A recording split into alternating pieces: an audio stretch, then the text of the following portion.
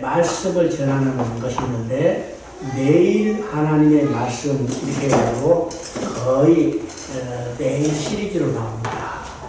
이것이 뭘까? 중국의 유명한 이단입니다. 중국의 유명한 이단이 동방번개라는 이단이 있어요. 참 중국 자체 내에서도 골치 아픈 이단인데 이 이단이 한국에 들어와서 이제 중국도 이제 동방번개를 중국 공안에서 단속하니까 그 이름을 바꿨어요. 전능신교회. 근데 그것이 이제 한국에 들어와서 전능하신 하나님 교회라고 해요. 이것이 상당히 공격적으로 합니다. 어떤 내가 저 구로동 어느 지역에 교회에 갔더니 그 아파트 지역에 이 전능신 하나님 교회 포스터가 그대로 붙어 있어요. 그렇죠? 근데 내가 깜짝 놀란 게 지금 어느 날 보니까 여기에 유튜브에 그냥 공격적으로 나와요. 그래서 이 내용을 보면 이제 중국에 핍박받은 내용들 참 생생하게 표현했죠. 그러니까 야, 참 대단하다 이렇게 했는데 그 내용을 중간중간에 보면 성경의 말씀이 아니라 자기들이 사용하는 경전을 쓰고 있어요. 그리고 결정적인 것은 1991년에 중국에 재림 예수가 나타나는데 그것이 여자다. 그래서 여자 재림.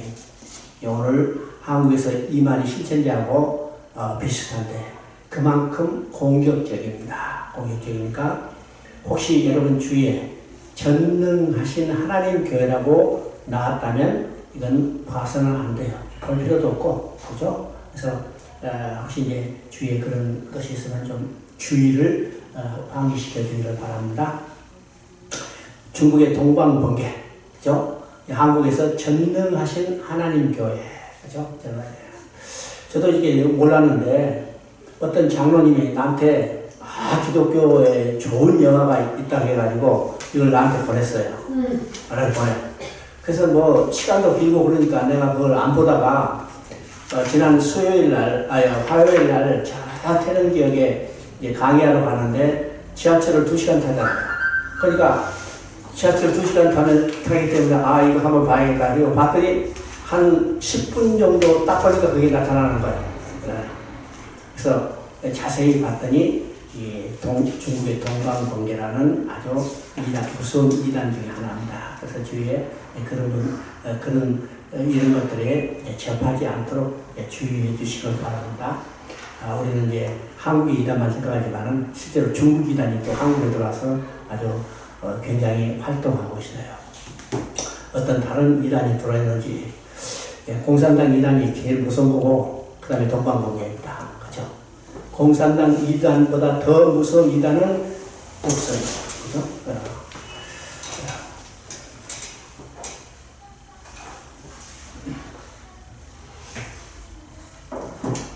자, 지난번에 레위기 7장까지 하고 이제 오랜 시간이 지났죠. 그죠? 거의 한 달 넘게 중단했던 것 같아요. 이제 레위기 8장부터 공부를 할 겁니다. 그러면 레위기가 어떤 것일까? 레위기는 이제 출애굽에서 성막을 짓고, 그죠? 성막에 하나님이 임재하고 하나님의 영광이 충만했어요. 그러면 우리의 신앙의 궁정의 목표는 어떨까? 하나님과 영원히 함께 사는 것입니다. 그죠? 우리 인생의 가장 중요한 일은 하나님께 다시 돌아가는 일이에요. 돌아가는 일이죠. 그래서 내가 스스로, 인간이 스스로 돌아갈 수 없기 때문에 하나님께서 내가 돌아오게 하리라. 누구를 통해서 여자의 후손을 보내서 가죽옷을 지어 입혀서 돌아오게 하겠다. 그러면 여자의 후손과 가죽옷은 궁극적으로 십자가에 못 박혀 피 흘려 죽으신 예수 그리스도입니다. 그러니까 하나님을 떠난 인간을 예수 그리스도를 통해서 다시 돌아오게 해서 하나님의 목적은 뭘까? 돌아온 백성과 영원히 함께 기뻐하며 즐거며 사는 것입니다.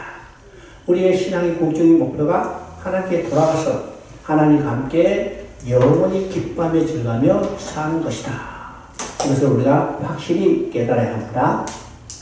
그래서 성막은, 출애굽기 40장에서 성막을 지었는데, 성막은 하나님과 함께 사는 처소예요.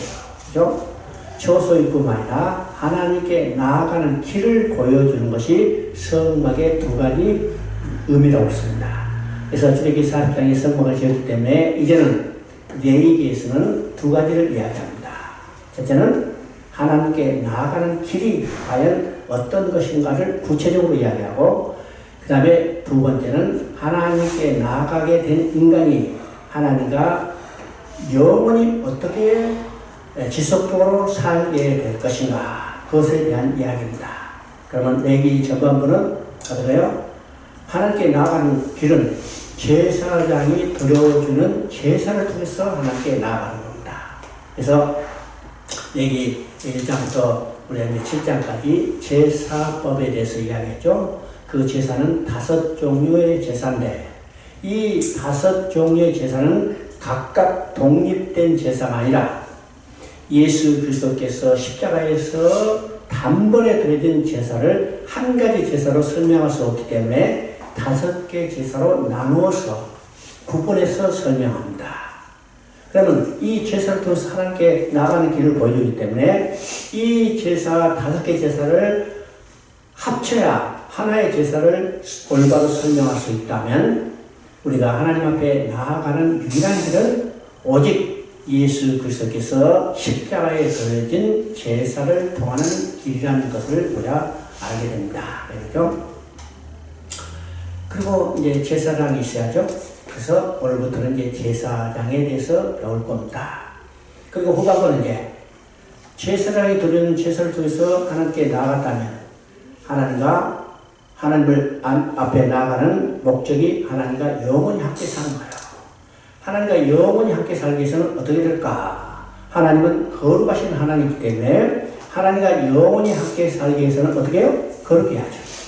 그래서 후반부의 핵심은 내가 거룩하니 너희도 거룩할지어다. 그요. 이것이 후반부의 주제입니다. 그러니까 레위기는 아주 간단한 책이라는 거죠. 전반부는 하나님께 나아가는 길을 보여주고, 후반부는 하나님을 만난 인간이 하나님과 영원히 함께 살 수 있는 길이 무엇인가를 보여주는 겁니다. 이것이 레위기예요. 그래서 지난주에 이제 7장까지 해서 제사법에 대해서 이야기를 했습니다. 그러면 이 제사는 누가 드려주는가? 바로 제사장이 드려주는 겁니다. 제사장이죠. 자, 우리가 이제 먼저 생각할 것은 구약과 신약의 동일하게 하나님께 나아갈 수 있는 유일한 길은 제사를 통해서요. 제사를 통해서요. 그러면 구약의 제사를 드릴 때는 3가지 요건이 있어야 합니다. 그 3가지 요건은, 첫째는 제단입니다. 두 번째는 제물이에요. 세 번째는 제사장입니다. 제사장이죠. 이것이 구약이나 신약이나 인간이 하나님 앞에 나아갈 수 있는 길인데, 제사를 통했는데, 이 제사를 드릴 때는 3가지 요건이 있어야 했어요. 그래서 구약이나 신약이나 이 3가지 요건이 만족돼야 하나님께 나아갈 수 있는데, 그러면 구약의 제단은 땅에 빈 성막에 있는 번제단을 통해서죠. 그게 제물이 드려져야 해요. 또 제물은 짐승의 제물이요.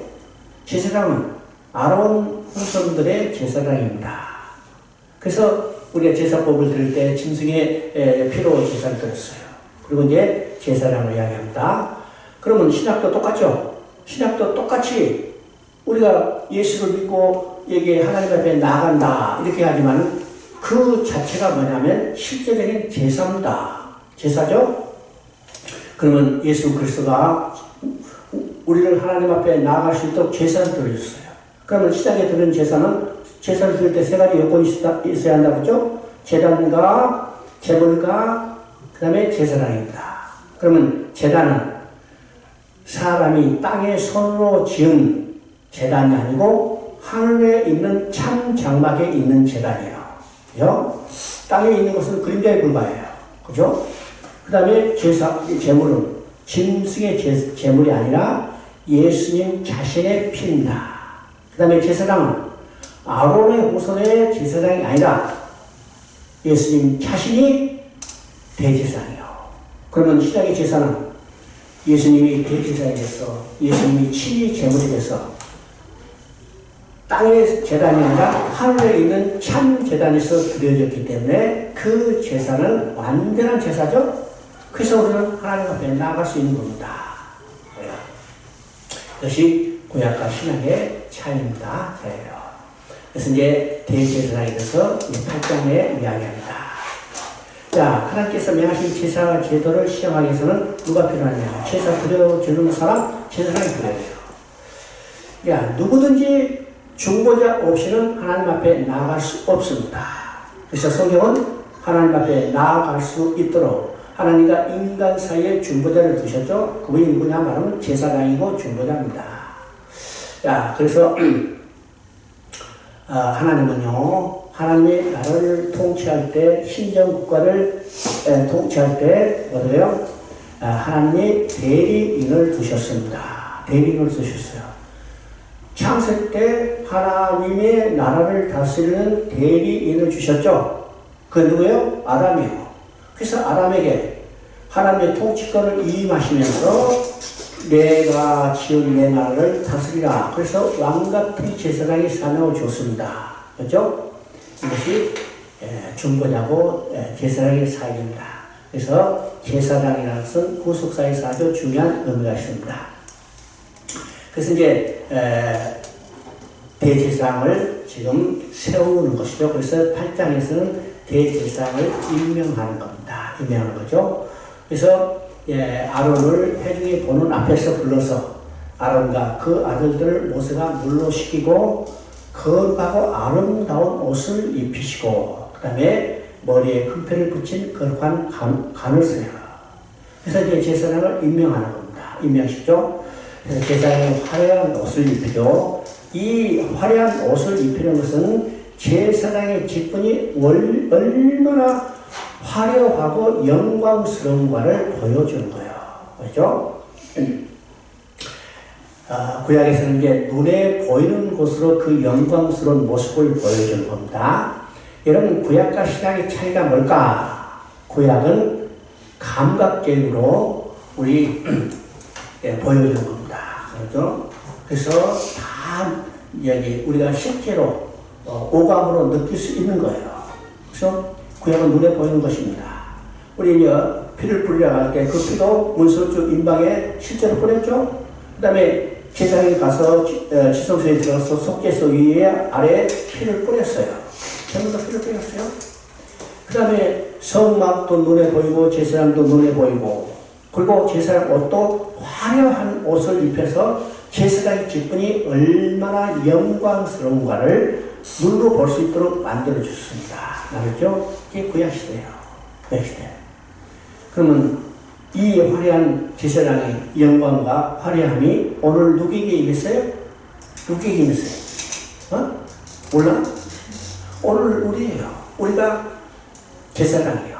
제사장이면 우리도 화려함과 영광이 우리에게 있다는 거죠? 근데 그것은 눈에 보이지 않아요. 이게 신앙입니다.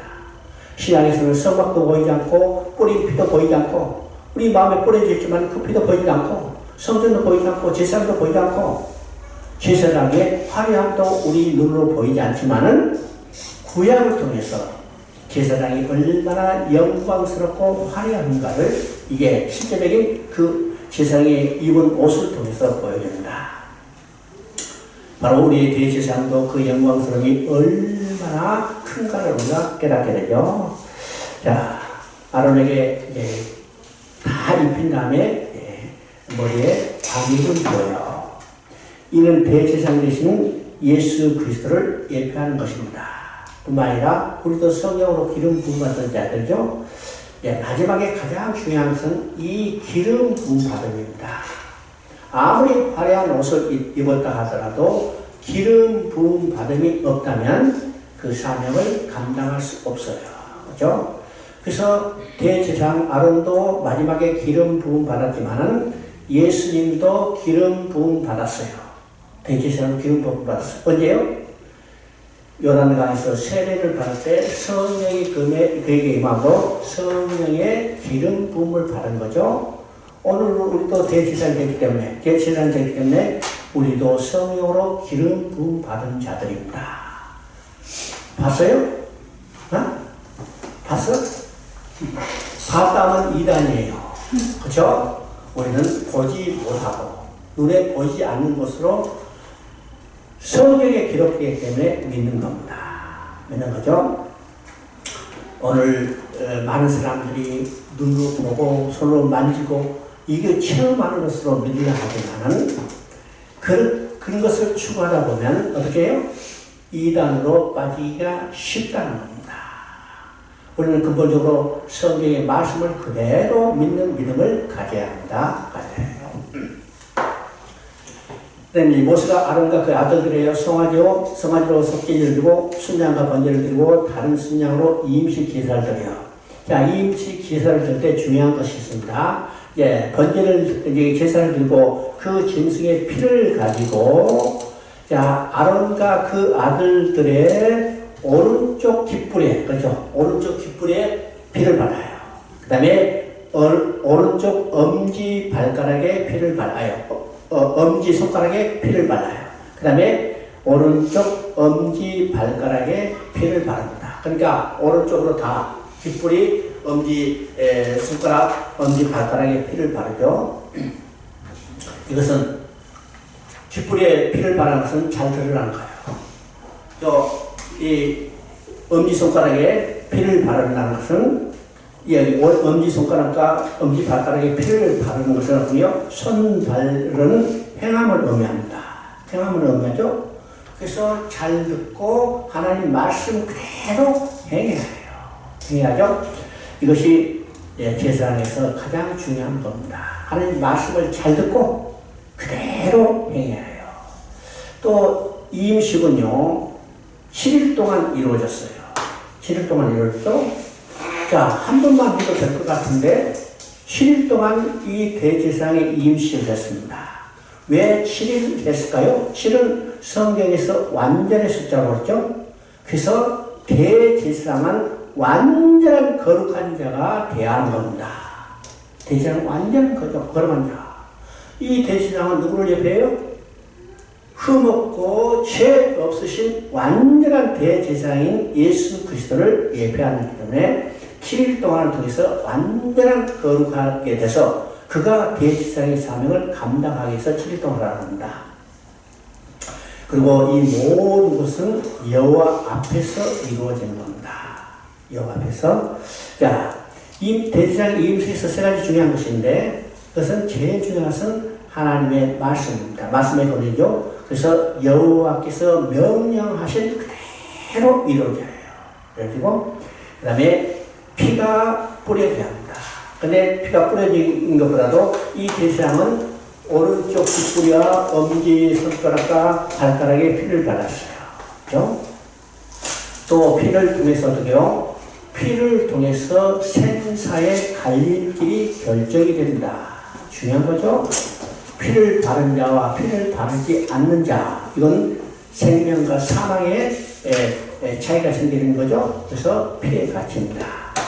또 기름 부으면 임식에서만 사용되는 것인데 성령을 능력으로 을 말하는 것으로 제사장의 사역은 성령의 능력으로 제사장 사역을 감당하는 겁니다.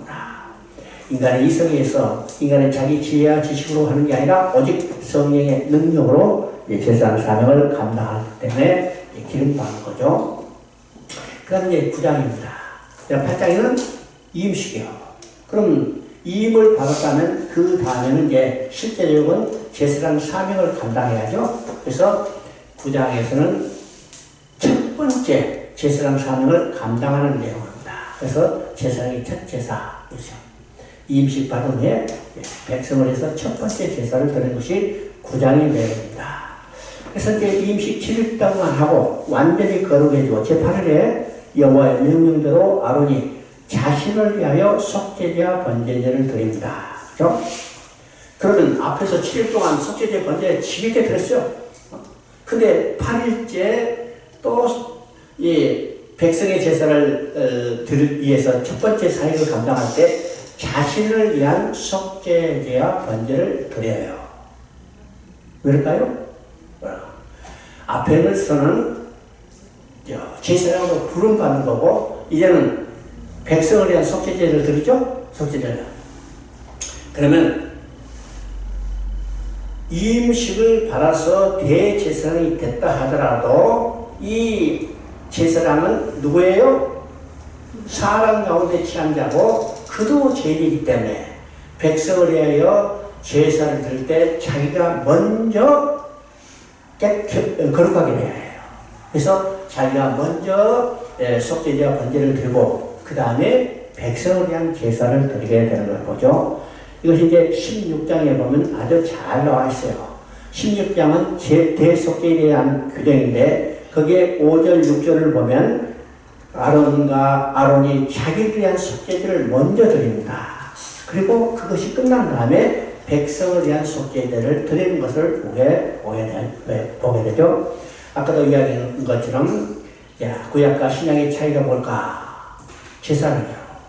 제사는 구약의 제사장은 아론의 지파 중에서 쭉 나오지만은 그도 사람 가운데 취한 자고 사람 가운데 취한 자이기 때문에 그도 죄인입니다. 그래서 구약의 대제사장은 불완전한 대제사장이요.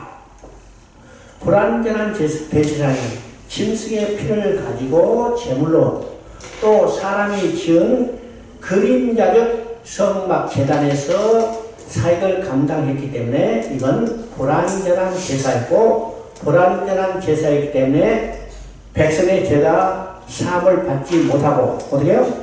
백성의 죄가 사하지 못했기 때문에 하나님 앞에 나아간 길이 열리지 않아서 구약에서는 수천 년 동안 1500년 동안 제사를 드렸지만 지성소의 휘장은 찢어지지 않았어요.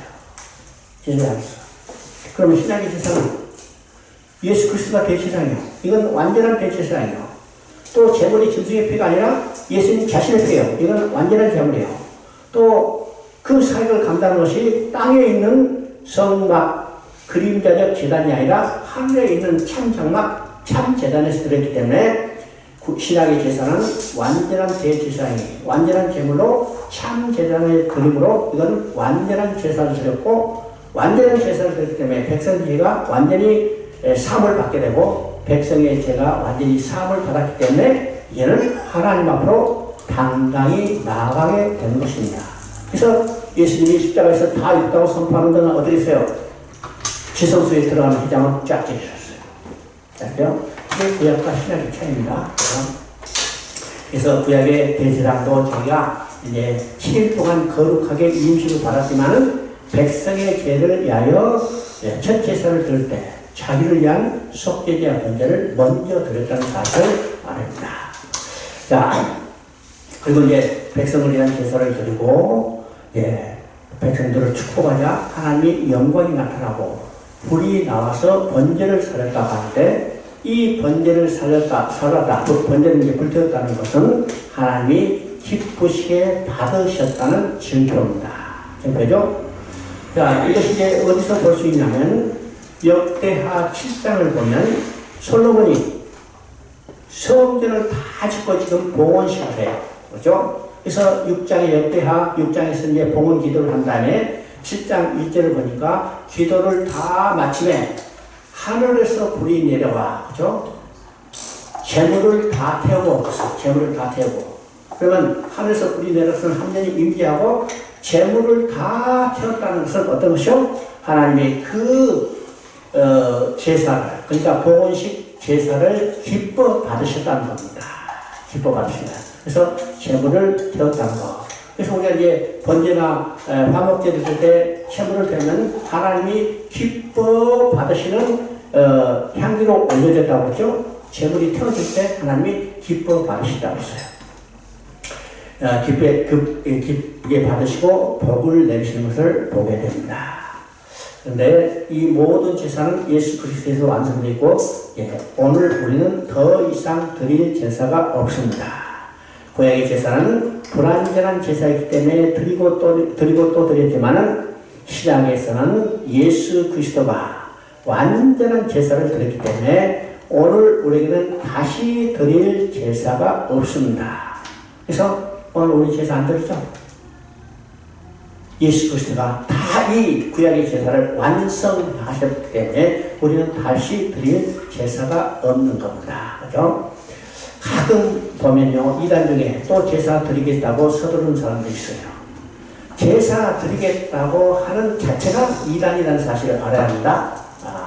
그리고 이제 오늘 교회에서요, 구약적 용어를 그대로 사용하고 있는 경우들이 많이 있어요. 그죠?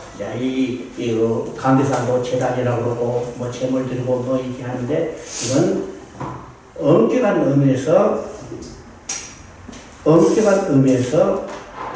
의미에서는 옳은 표현이 아닙니다. 옳은 표현이 아니에요.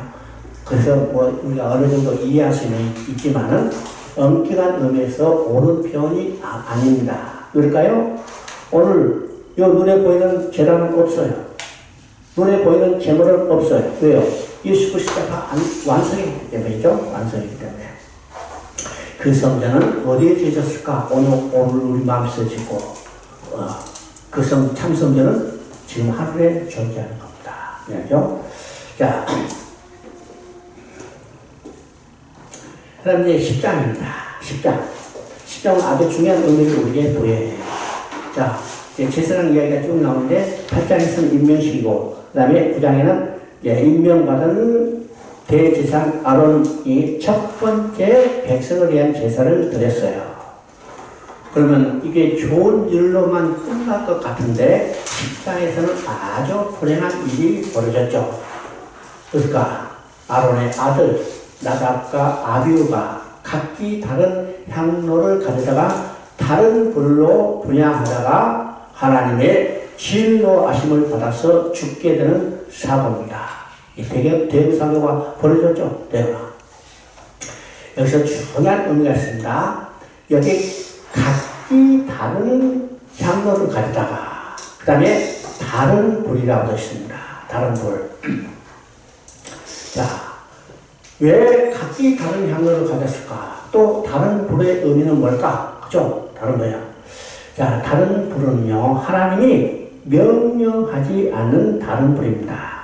하나님은 오직 하나님이 내려주셨던 그 불로만 등잔불을 태우고, 그 다음에 번제단에 재물을 태우고,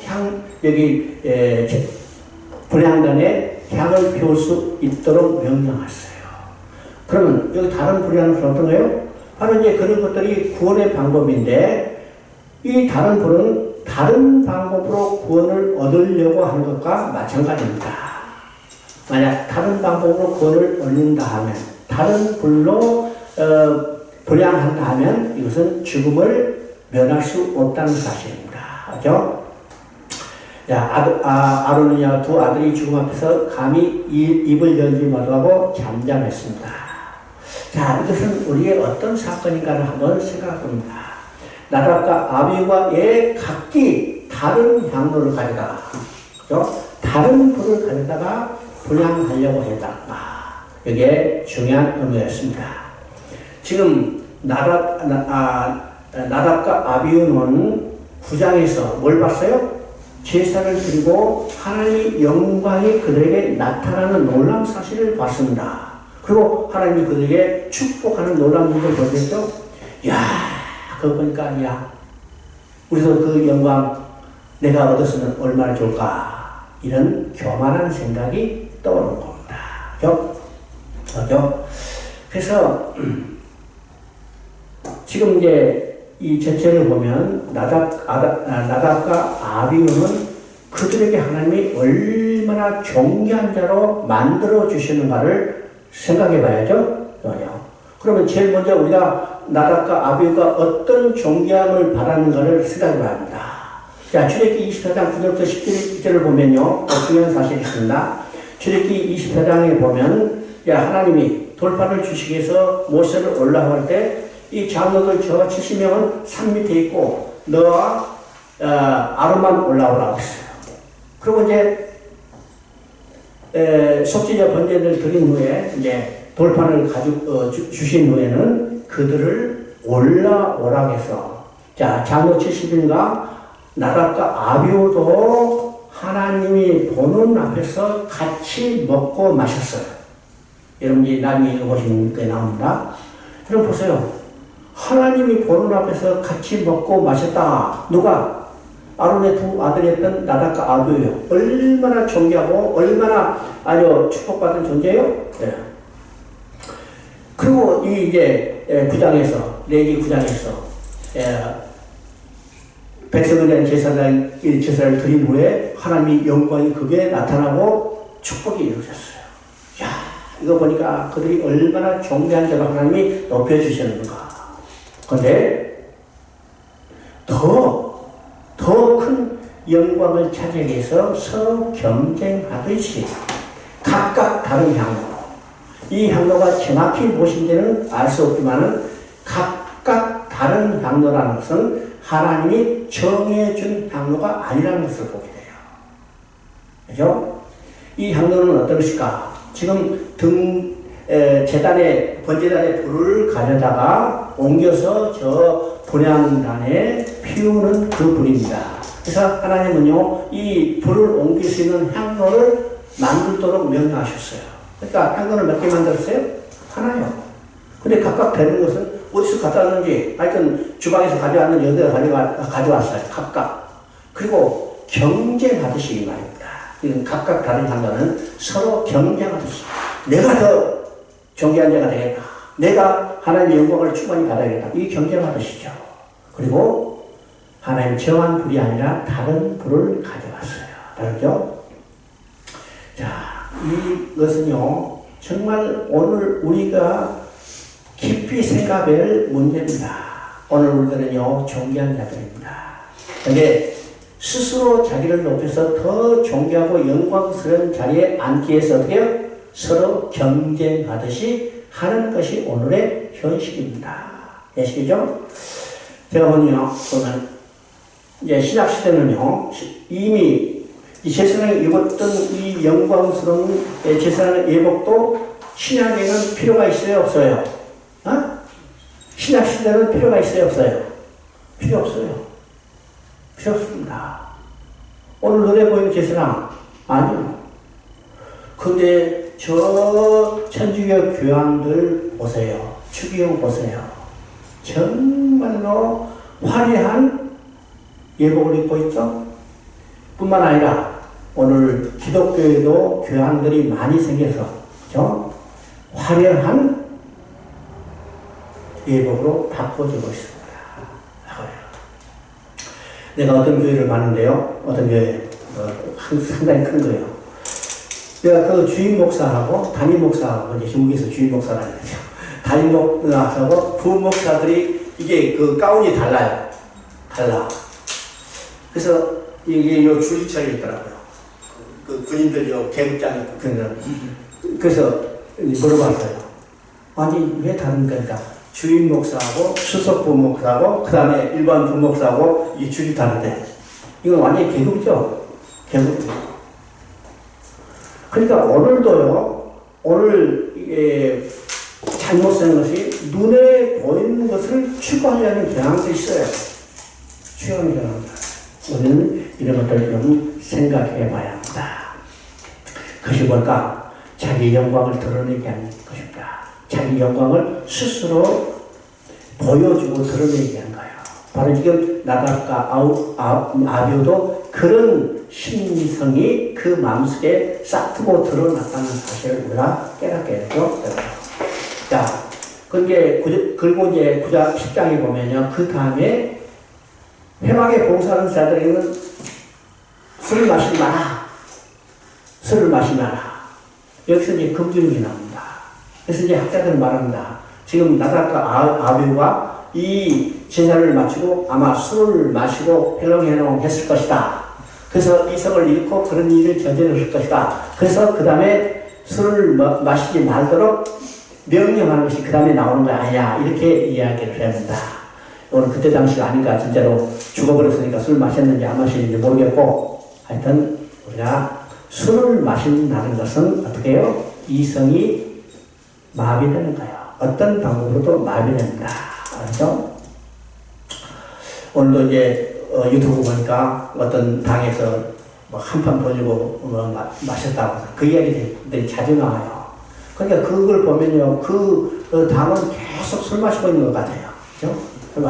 이성의 상실된 그런 말을 해도 그 미친 사람들, 술 마신 사람들 이야기하는 것처럼 하죠? 예, 술을 마신다는가. 그러니까 술을 전혀 마시지 아니할 수 없으나, 예, 이건 일반 선거들한테도 이야기하는 겁니다. 절제. 그게 12절부터 15절까지 이제 모세가 아론에게 그 아들들의 속죄제를 드린 후 남은 것을 소금으로 주어 먹게 합니다. 먹게죠? 이것은 이제 레위기 제사법에 써 있어요. 일반 백성이 드린 제사는 제물은 속죄제의 제물은 제사장이 먹게 되어 있습니다. 이 먹는다는 것은요, 이 백성의 죄를 제사장이 감당한다는 의미가 있어요. 감당하는 의미가 있고. 그랬더니 이제 이 제사를 드린 후에, 속죄제를 드린 후에 그 제물을 모세가 아론에게 먹으라고 했는데 아론이 이것을 다 불태워버렸어요. 그래서 모세가 이 아론을 책망합니다. 왜 너 하나님 명령 어겼느냐? 하나님 먹느냐? 그때 아론이 어떤 말을 해요? 내가 그것을 감당할 수 없었습니다. 왜요? 지금 그 거룩한 제사장 이임식을 하고 백성을 위한 속죄제를 드려서 하나님의 영광이 나타난 것을 보는데 제사장 이임식이 얼마요? 7일 동안 거룩하게 했는데도 그 아들들이 어떻게 했어요? 또 하나님 앞에 범죄했는데 정말 나도 똑같은 죄이니까 그것을 나는 감당할 수 없습니다. 감당할 수 없기 때문에 내가 먹을 수 없어요. 그래서 불태워버렸습니다. 자, 아론이 자기 아들의 죽음을 보고 얼마나 비통하고 자기 자신을 결책했는가를 우리가 보게 됩니다. 보게 되죠? 그래서 모세가 더 이상 아론을 책망하지 않고 심정을 이해하는 것을 보게 되죠. 보게 됩니다. 거룩하지 못한 자신들은 백성의 죄를 감당할 수 없다는 이런 생각을 아론이 가지고 있었던 것 같아요. 그 다음에 이제 11장입니다. 이제 11장에 대한 논란들이 참 많죠. 11장은 우리 한마디로 말해서, 짐승, 그 다음에 새, 물고기에 대한 먹을 것과 먹지 못할 것을 구분한 거죠. 구분합니다. 우리 이제 1장부터 10장까지는 제사와 제사장 제도에 대해서 이야기했습니다. 그리고 이제 11장부터 15장까지는 우리는 의식법이라고 해요. 의식법으로. 그 다음에 16장은 대속죄를 이야기하고 17장부터 27장까지는 하나님 앞에 나아간 백성이 하나님과 영원히 함께 살 수 있는 성결법에 대해서 이야기합니다.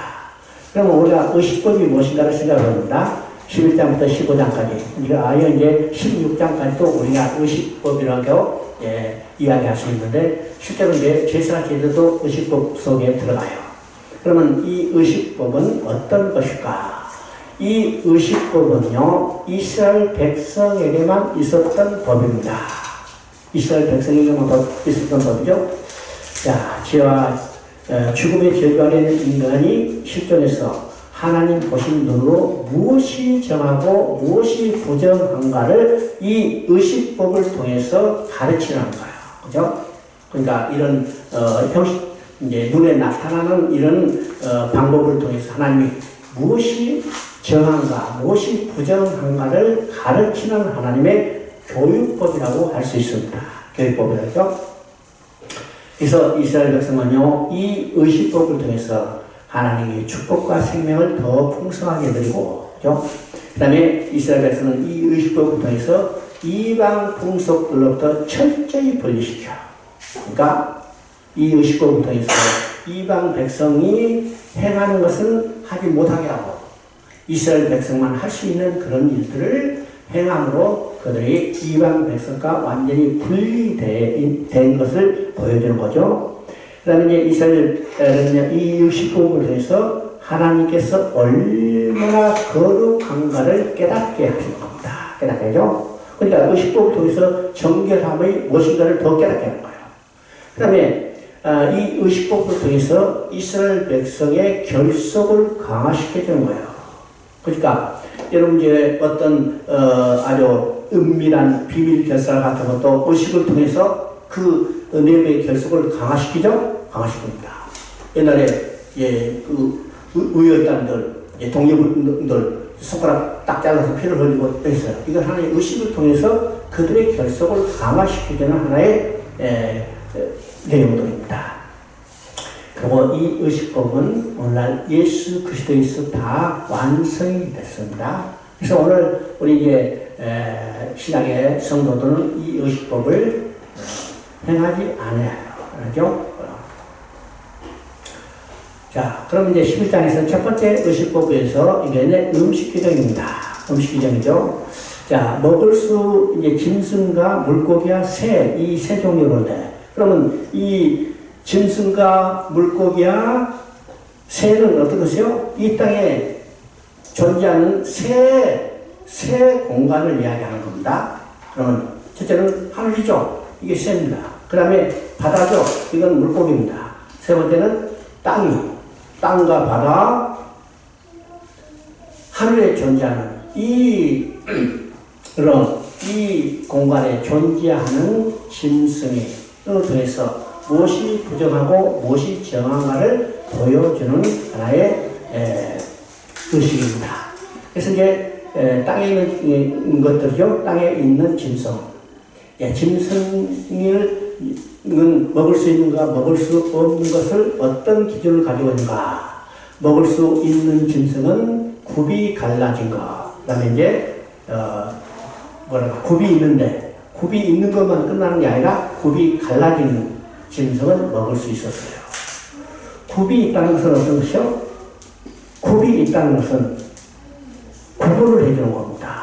여러분 신발을 신으니까 어떻게 해요? 땅과 또 우리 몸이 구분이 되죠? 그러니까, 그리고 또 거기다가 굽이 갈라졌어요. 갈라진 자체도 구분을 이야기하는 거죠. 구분을 이야기해요. 그러니까 철저한 세상과 구분을 이야기하는 겁니다. 구분을 이야기하죠. 그 다음에 책임질을 하는 것은 말씀을 먹고 깊이 묵상하는 겁니다. 묵상하는 거죠.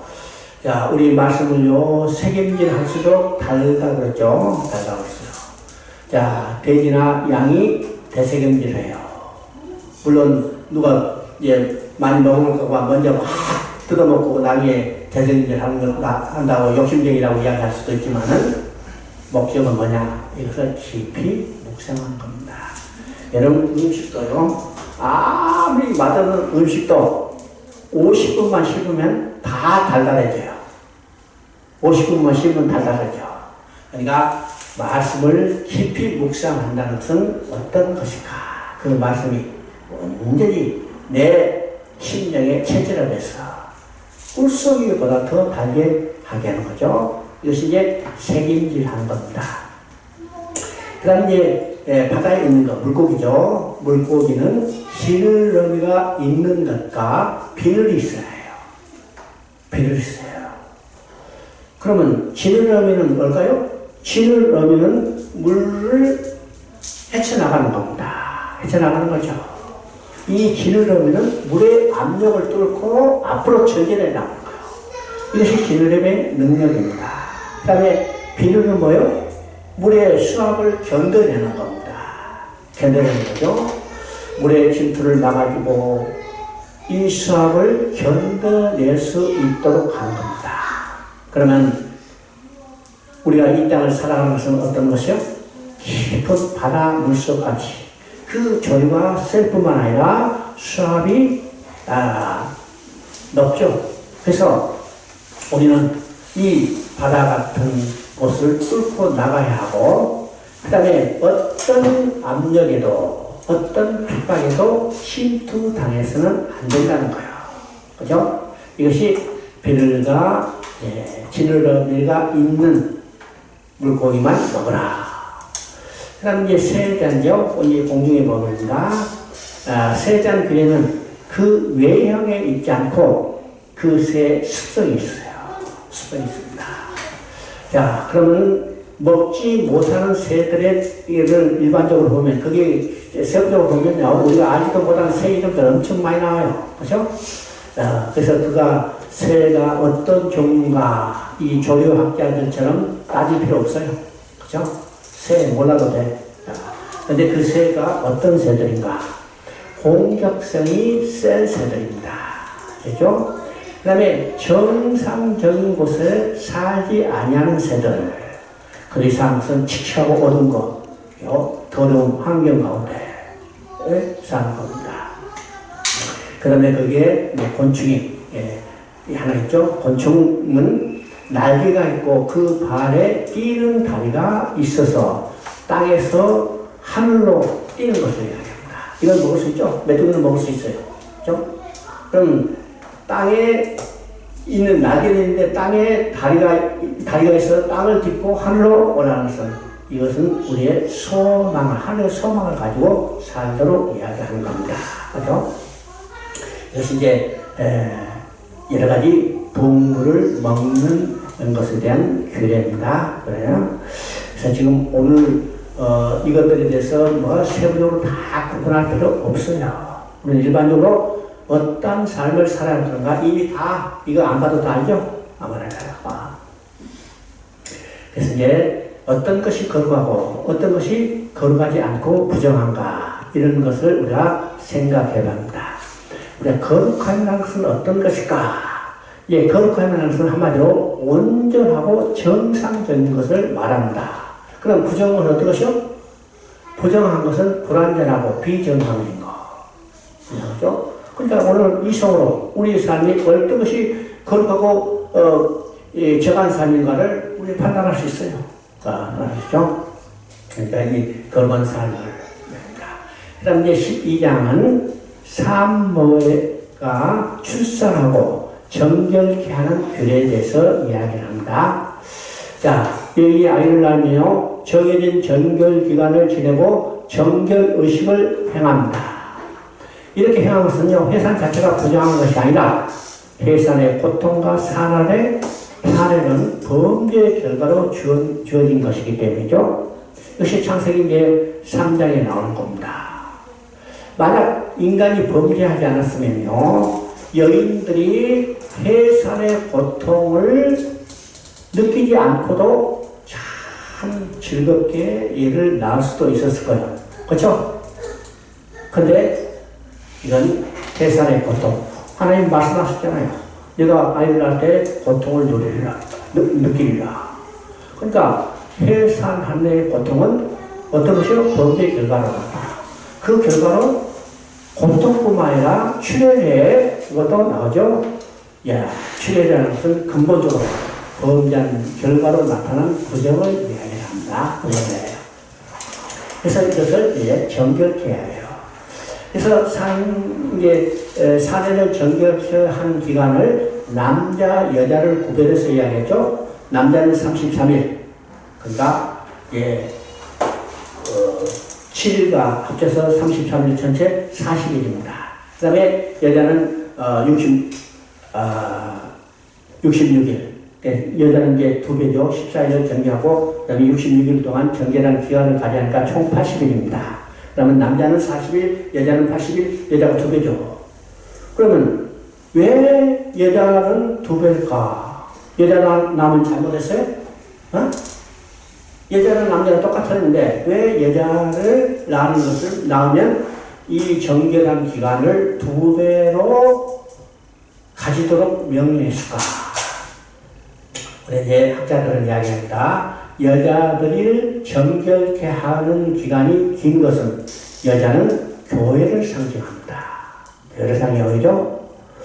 여인이 교회를 여자는 교회를 상징하기 때문에 교회는 더 거룩해야 한다는 겁니다. 더 거룩하면요. 또 여자를 통해서 여자의 후손 메시아가 태어나게 하기 때문에 또 더 거룩해야 한다는 겁니다. 그래서 여자를 낳은 후에 이 정결한 기간을 2배를 정해주셨어요. 그리고 이제 남자아이는 8개 되는 날 할례를 하라고 했습니다. 그러면 이 할례는 뭐래요? 할례는 언약의 표징이라고 했습니다. 그러니까 이 할례를 함으로 통해서 하나님의 언약의 백성이 된 것입니다. 언약의 백성이 됐다. 그러면 하나님의 언약의 백성이 됐다는 것은 어떤 의미일까요? 7일 동안 창조의 역사가 일어났어요. 그렇죠? 창조의 역사가 일어났어. 제8일에는 재창조의 역사가 일어나는 걸 이야기합니다. 그래서 8일은 참 중요한 거죠. 예수님도 며칠째 부활하셨어요? 어? 몰라. 예수님도 시작해서 제8일째 부활했어요. 부활했어요? 그러니까 죽은 지 3일이지만 실제로 제8일이에요. 그래서 8일째 부활했어요. 그래서 8일입니다. 8일은 재창조의 역사를 의미합니다. 그래서 옛사람은 죽고 육신으로 타는 옛사람은 죽고 이는 영적으로 하나님의 백성으로 새로 태어난 의미에서 제8일에 할례를 하라고 합니다. 네, 그렇죠? 여러분 또 옛사람은 죽고 이제는 영적으로 하나님의 백성으로 거듭 태어났죠? 태어났어요. 그러면 여러분이 거듭 태어난 것은 언제 태어났을까? 제8일이요. 그렇죠? 이 8일의 의미가 재창조의 역사를 의미합니다. 자, 그리고 이제 정결하게 하는 기간이 차면 이 여인이 번제와 속죄제를 드리라고 했어요. 자, 속죄와 번제제를 드리는 것은 하나님 앞에 나아갈 수 있는 길은 제사를 통해서만 나아갈 수 있어요. 그래서 이 아이가 하나님 앞에 나아갈 수 있는 길을 열어주는 방법이 제사를 통해서입니다. 제사를 통해서.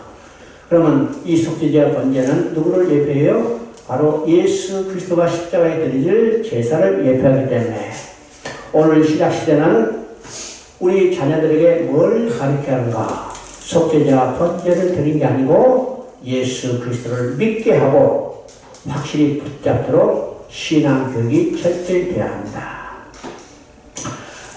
우리가 하나님 앞에 나아갈 수 있는 길은 오직 예수 그리스도의 표밖에 없다는 사실을 그들로 하여금 확실하게 알고 믿도록 우리가 가르치는 것이 우리 신앙에서 첫 번째 출발이라는 사실을 알아야 합니다. 알죠? 그래서 여인이 자녀를 낳고 행한 일이 속죄제 번제를 드렸어요.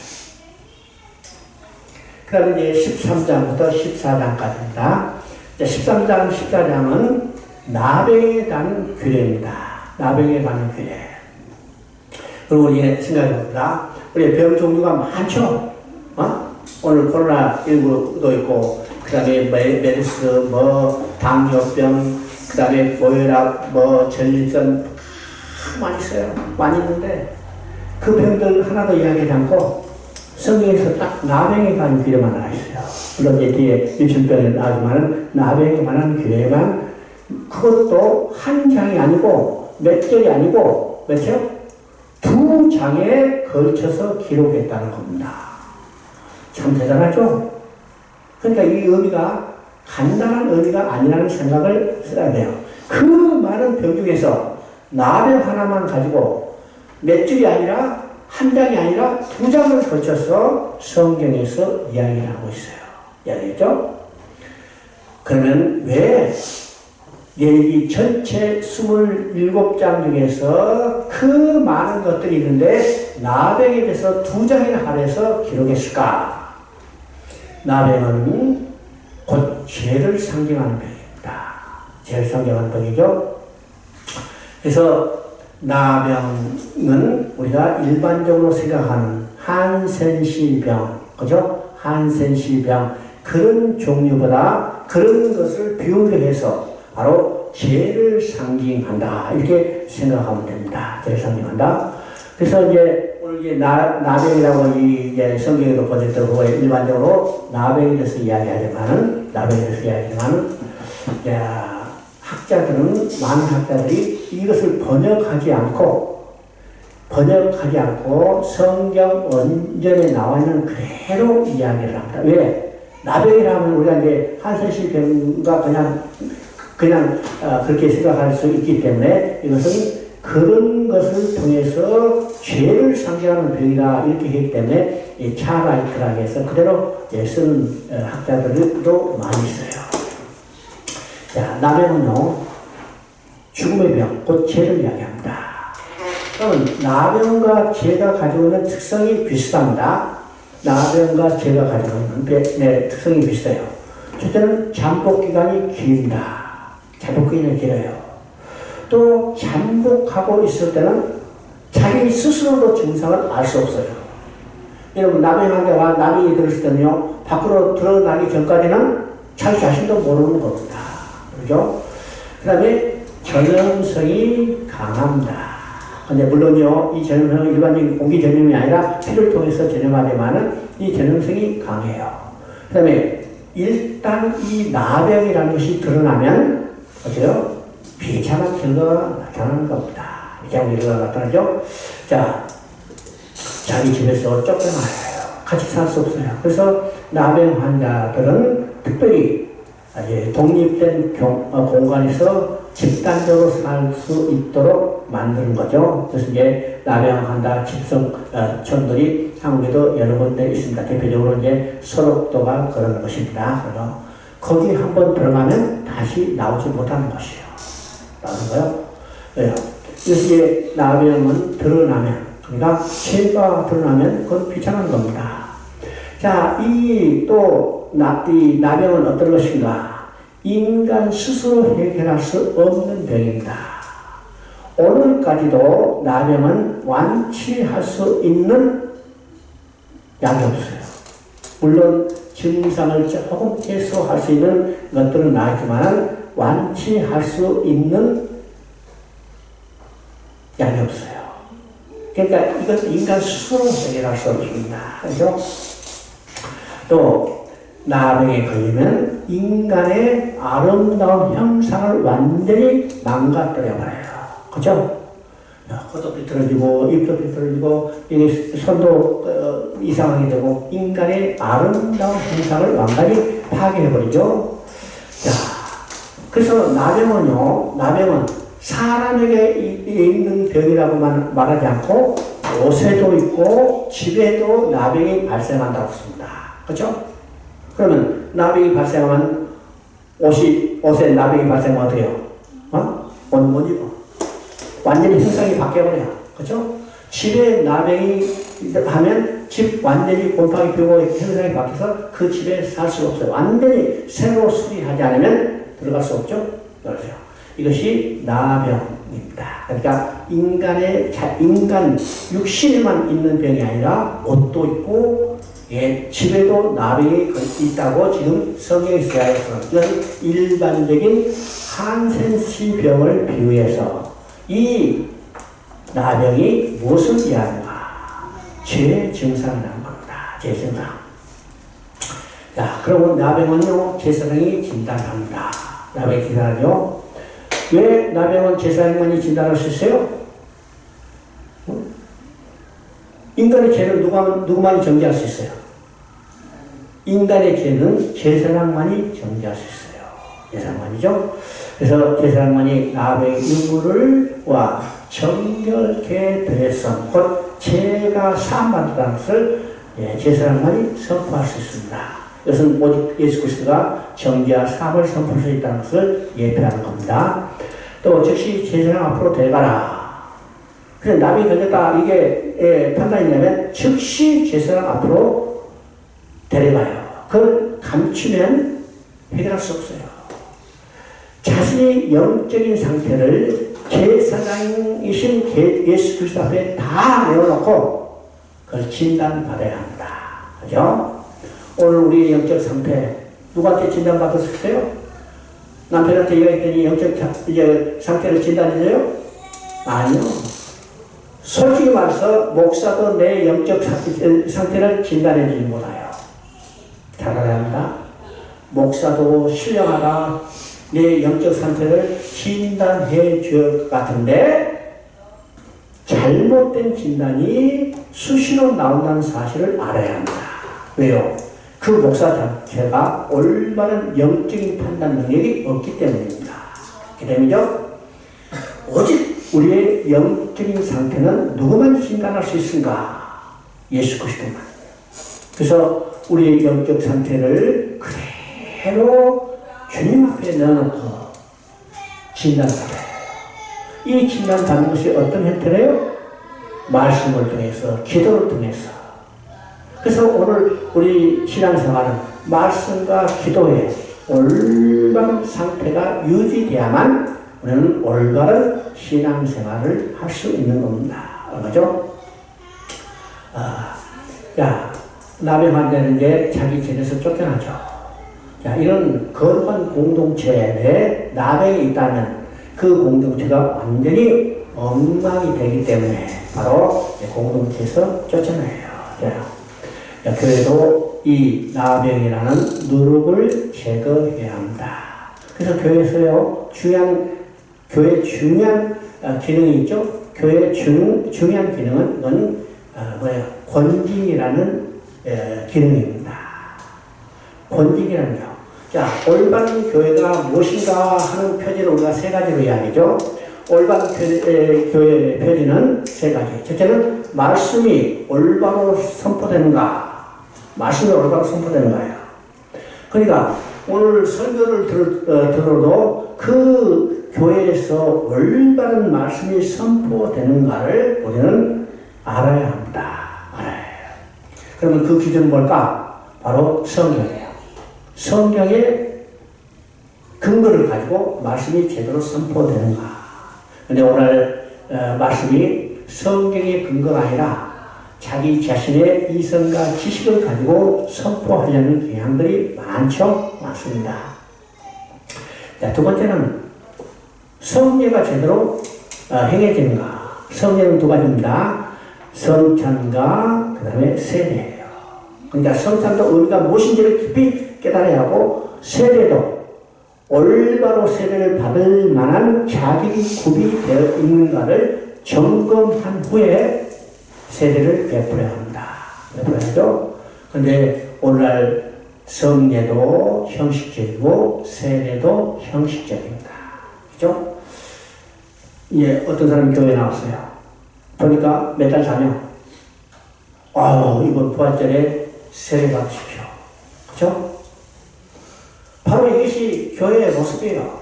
한 번도 성경이 창세부터 계시록까지 성경 66권의 제목도 몰라요. 근데 세례받아요. 세례받아. 그러니까 그 사람 신앙생활은 자기 중심적이에요. 자기 멋대로예요. 예수 이름을 부르지만 자기 멋대로예요. 그래서 세례가 얼마나 중요한가. 세례, 성찬과 세례가 교회에서 확실하게 이루어져야 바른 교회, 이런 것을 표징입니다. 세 번째는 권징이죠. 권징. 이건 잘못된 사람은 징계예요. 그러니까 정부기관도 마찬가지로 상권분립이에요. 그 중에 아주 독립적인 기관, 가장 최후의 보류가 뭐냐면 사법기능이야. 사법기능. 오늘 한국에 참 이 여수는 모습이 뭘까? 사법 정의가 제대로 이루어지지 않기 때문입니다. 않기 때문이죠. 최후의 국가의 질서를 지키는 이 보루는 사법입니다. 사법. 그러면 교회가 제대로 된 교회로 유지하기 위해서는 뭘까요? 권징이 필요해요. 권징. 그래서 헌법 시험 맞죠? 목사 이제 합격했는데 우리 최 전도사님, 헌법 시험 봤으면 이제 그대로 헌법에 나온 권징 그대로 행해야 해요. 그죠? 근데 오늘 교회에 권징이라는 말을 들어본 사람도 별로 없어. 참 중요한 겁니다. 옛날에요, 한 성도가 다른 교회로 옮겨가기 위해서는 이명증서를 가지고 갔어요. 이명증서. 그 교회에서 잘못해서 권징 받았는가 안 받았는가, 그 전에 있는 교회 목사가 확인서를 써줘야 다른 교회에 갈 수 있어요. 특별히 직분자들은 더 그렇죠. 근데 오늘 이명증서 들어봤어요? 우리는 교회에서 이명증서 양식이 있는 교회 하나도 없어. 이게 오늘 현실입니다. 그렇죠? 그래서 나병 환자는 집 밖으로 쫓겨나고, 그 나병이 나왔다 했을 때는 두 번에 걸쳐서 심사를 합니다. 두 번에 걸쳐서. 얼마나 이 죄에 대해서 엄격히 제한하고 있는가를 우리가 봐야죠. 두 번에 걸쳐서. 한 번은요, 나와서 이제, 심사를 하고, 됐다 하면, 진 쪽으로 들어와서, 진 안으로 들어오지 말고, 진 바깥에서 기다려야 해요. 그래서 그 7일 동안 있다가, 다시 아무런 증상이 없으면, 예, 들어와서 속죄자 번제를 드리고, 이제는 제사장부터 나병이 나았다는 선포를 받고, 자기 진으로 들어갈 수 있습니다. 그렇죠? 참 대단하죠. 그래요? 자, 13장 12절, 13절 한번 읽어봅니다.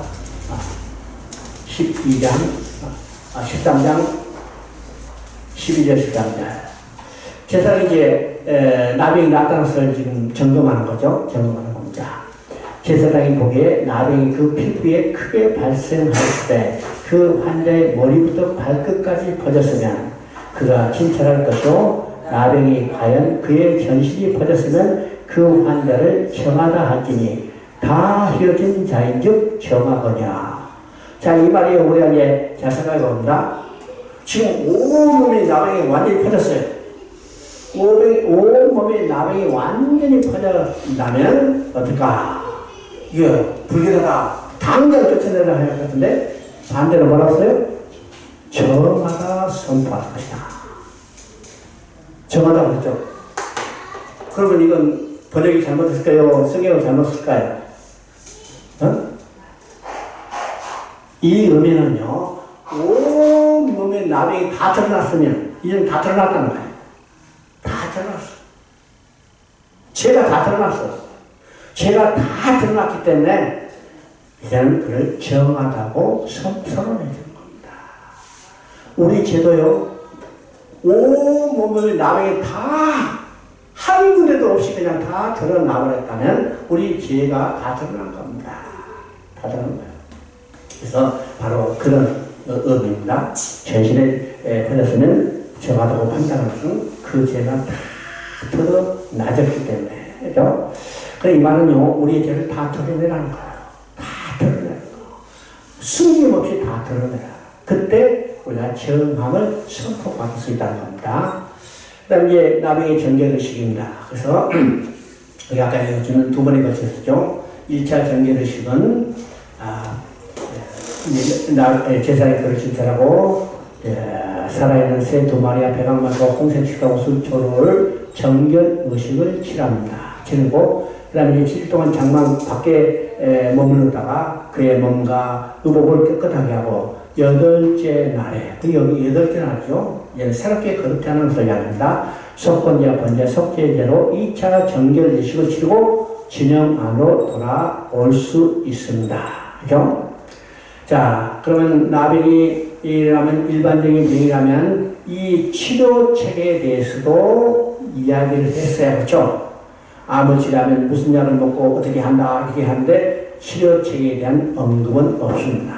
그죠? 언급은 없고 나병이 발생하면 제사장이 진단하고 나병이라고 판단되면 진에서 쫓겨나고 또 그것이 정결되게 됐다면 제사장이 2차에 걸쳐서 점검하고 완전히 나았다면 제3을 선포하고 진영 안으로 들어올 수 있도록 말하고 있습니다. 그죠? 그래서 이것은 제 증상과 동일한 병이라는 것을 우리가 보게 됩니다. 그 다음에 이제 잠깐 쉬었다.